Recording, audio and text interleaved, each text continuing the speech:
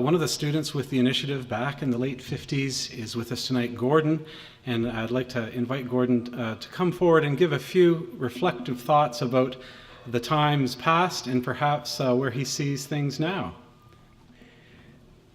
Dr. Herman's already given a bit of a brief as to where the chapel started, but I can perhaps add a few interesting stories.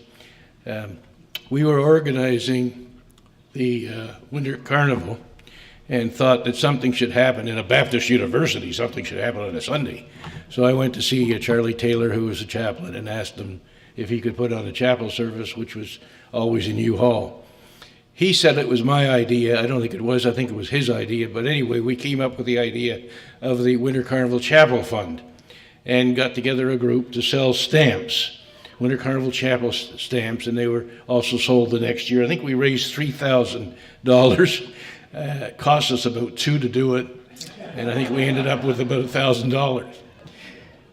The interesting thing about that was about 20 years later, Charles Taylor called me and said, "Are any of those stamps around?" And I said, "No, not that I know of. I'll look in my trunk, but I don't think so."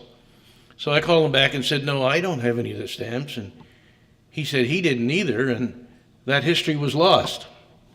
And about 5 years later, a friend called me and said, "I want to drop in the office." And he walked in the office and threw an envelope with a 2-cent stamp on it in front of me. And I said, "What is this?"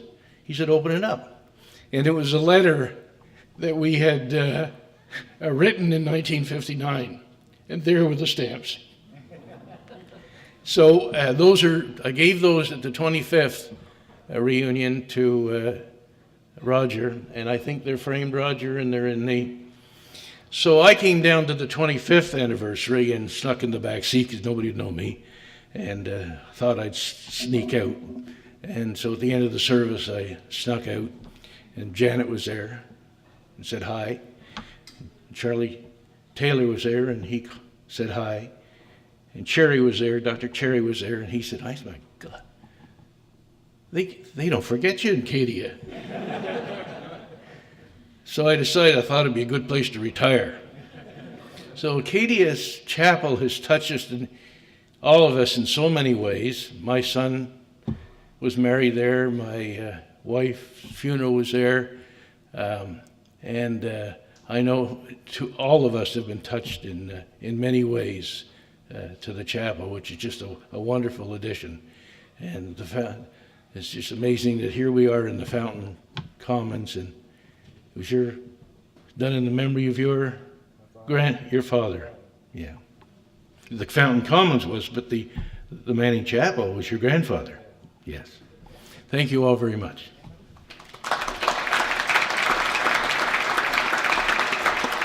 For a vignette or two about the very first service, I also want to invite one of the three who is present here tonight, and that would be Connie, if you wouldn't mind coming forward and telling us a little bit about what October 6th, 1963 was like. I wanted to talk about what happened before that service. With the planning for the chapel, because I was the secretary to Dr. Kirkconnell at that time, and I would like to emphasize the important part that Mrs. Manning and Dr. Kirkconnell played in the planning for the chapel. Of course, a central spot had to be chosen, and the central spot is where the chapel is. But there have to be 2 buildings there. One was the Home Economic Building, which was moved over to Horton Avenue, and the other building was Trotter House, which had been a former president's residence. It was moved over to Trotter House. Well, the actual planning, as they say, Mrs. Manning took a great part in that planning. And when I came upon the scene, I think that the plans must have been pretty well along, but there was a constant letter writing between the church architect, Mr. Wagner, in New York, and Dr. Kirkconnell and Mrs. Manning. The letters were going back and forth. And every time there was any little change in the plans, Mrs. Manning was notified, and she always replied. So I thought that was a very interesting part, that they took such an important plan. And another thing I wanted to speak about was the actual things that I think they were planning were the windows, which of course are a wonderful part of the chapel. And every time I'm in there, I stare at those windows. Another part was the organ. And Dr. Kirkconnell himself knew a great deal about music, and he had all the correspondence with the people in Quebec who supplied the organ. And I think we were very fortunate that we had Dr. Kirkconnell at that time. Dr. Whidden was the Dean of Theology, and he used to come in and confer with Dr. Kirkconnell about what was going on. And one of the things that happened afterwards, and I could see the steeple from where I was sitting, a lady was standing beside me when the steeple was put up, and she said, "It's the first time I ever saw a cross on a Baptist church."